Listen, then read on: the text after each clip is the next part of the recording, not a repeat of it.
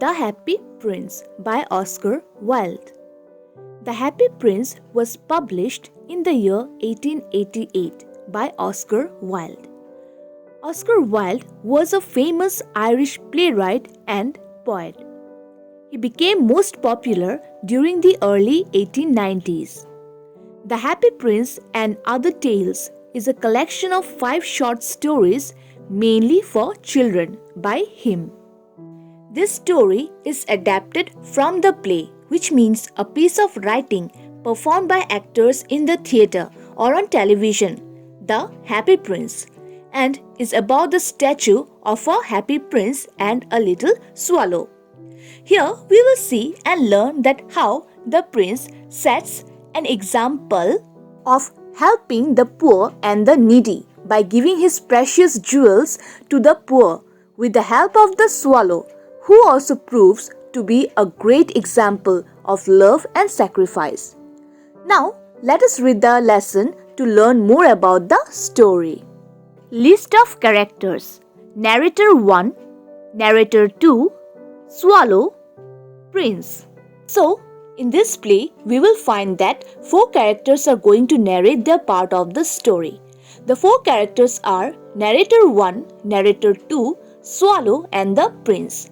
So here, narrator refers to the person who tells a story or explains the events in a play. Narrator 1. High above the city, on a tall column, stood the statue of the Happy Prince. He was covered with leaves of fine gold. For eyes, he had 2 bright sapphires, and a large red ruby glowed on the hilt of his sword. Here, Narrator 1 gives us the description of the statue of the Happy Prince. He says that the statue of the Happy Prince stood high above the city on a tall post. He was covered with leaves made up of fine gold. His eyes had 2 sapphires, that is, bright blue precious gemstones, and the handle of his sword had a large red ruby. Narrator 2. One night, there flew into the city a little swallow. He saw the statue of the Happy Prince. Now, Narrator 2 says that one night a little swallow flies into the city and notices the beautiful statue of the Happy Prince. Swallow, I think I will stay there. It's a lovely place and I will have a golden bed. He settles between the feet of the Happy Prince. Narrator 1. But just as he prepared to sleep, a large drop of water fell on him. When he notices the statue, he decides to stay there as it seemed to be a very lovely and nice place. Therefore, he settles himself in the middle of the feet of the Happy Prince. But as he was preparing to sleep, suddenly a large drop of water fell on the swallow. Swallow, what a strange thing! There's not a single cloud in the sky, and yet it's raining. Narrator 1. Now the swallow looked up to see what it was. The swallow was surprised, as it seemed to be very strange to him, that is, as there was no cloud in the sky, but still it was raining. So, to confirm that it was raining or not, the swallow then looked up into the sky. Narrator 2. Ah, what did he see? There were tears running down the golden cheeks of the Happy Prince. The little swallow was filled with pity. Here, the Narrator 2 now narrates us that the swallow notices that there were tears running down the golden cheeks of the Happy Prince. This sorrowful sight of the Happy Prince makes the swallow feel pity. Swallow, who are you? Prince, I am the Happy Prince. Now, the swallow questions the statue about his identity, that is, who he was. The prince then replies that he was the Happy Prince. Swallow, why are you crying then? Prince, when I was alive and had a human heart, I did not know what tears were. I was so happy and I never knew what lay beyond the high walls of my palace. And now that I am dead, they have set me up here so high. I see many people who are sad and miserable, and though my heart is made up of lead, I want to cry all the time." The swallow was curious to know the reason for the happy prince to cry. The prince then narrates the reason for his sadness. He says that he never knew what sadness was when he was alive and a human. He was very happy and never had the idea of what kind of life people lived beyond the high walls of his palace. But since he is now dead and now he is a statue situated high in a tall post, he can see that many of the people lived a very miserable and sad life, which made the prince to cry all the time. Swallow, aside, "But I thought he was made of solid gold, not lead." Prince, "Far away in a little street, I can see a woman. Her face is thin and worn. Her hands are red, all pricked by the needle, for she is a seamstress. In a bed, her little boy is lying ill and hungry. His mother has nothing to give him.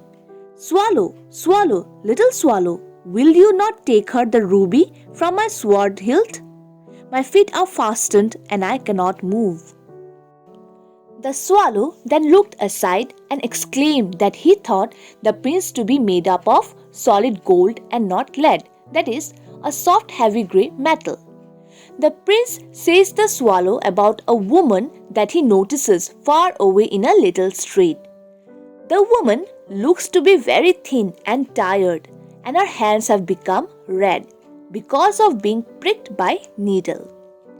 He then further says that her little boy is lying sick and hungry in a bed, and his mother, who is so poor, had nothing to provide her starving and sick child.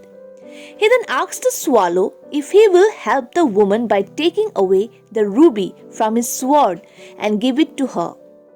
The prince wanted to help himself, but since he is now a statue, he could not move.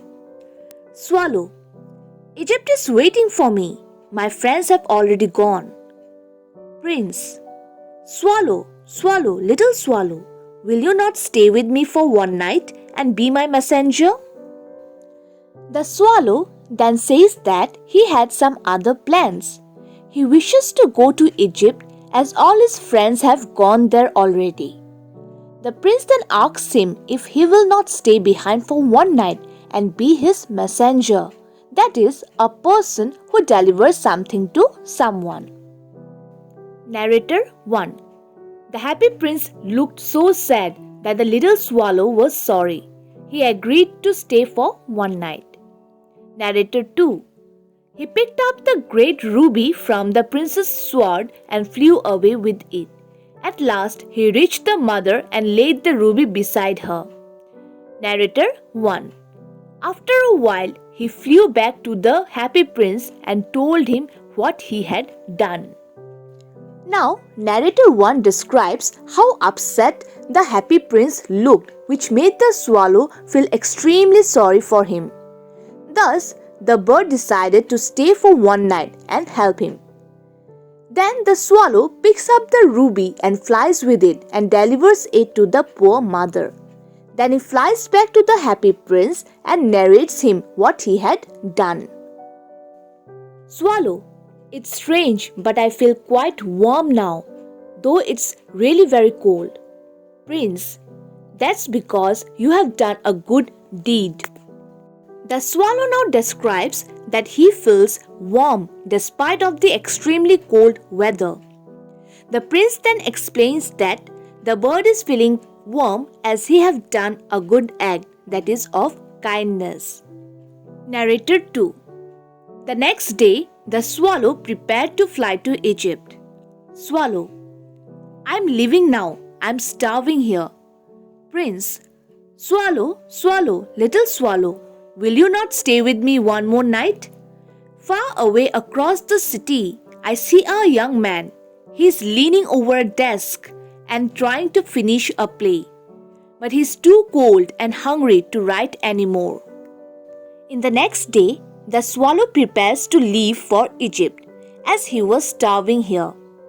But the prince again requests the bird to stay one more night with him.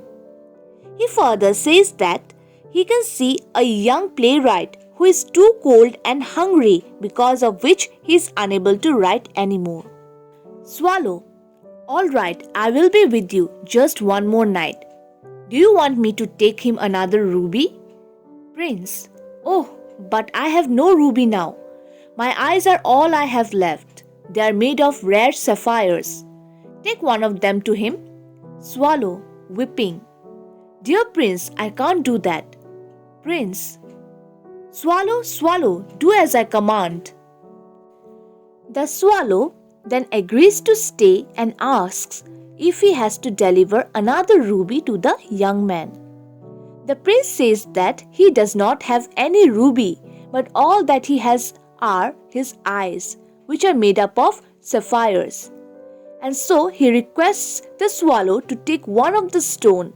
The bird then starts crying and says that he cannot do so, but the prince orders the bird. Narrator 1. So the swallow took out the eye and flew away to where the young man was. When he saw the beautiful sapphire, the young man was happy. Now he thought, I can finish my play at last. Narrator 2. The next day, the swallow flew back to the happy prince.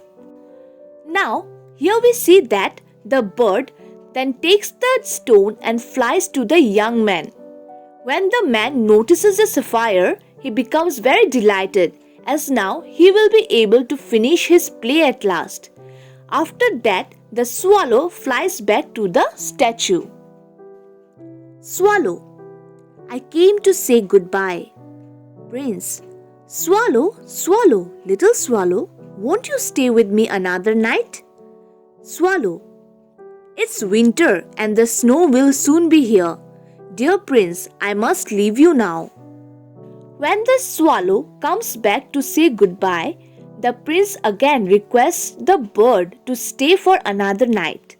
But the bird says that as it's winter, it will snow there very soon, so he has to leave now. Prince: look, there stands a little match girl. She has let her matches fall into the gutter, and they are all spoiled. She has to take some money home, and she is crying. Take out my other eye and give it to her. Swallow: no, I can't do that. You would be quite blind then. Prince: swallow, swallow, little swallow, do as I command you. Now, the prince narrates the poor condition of a little match girl to the bird.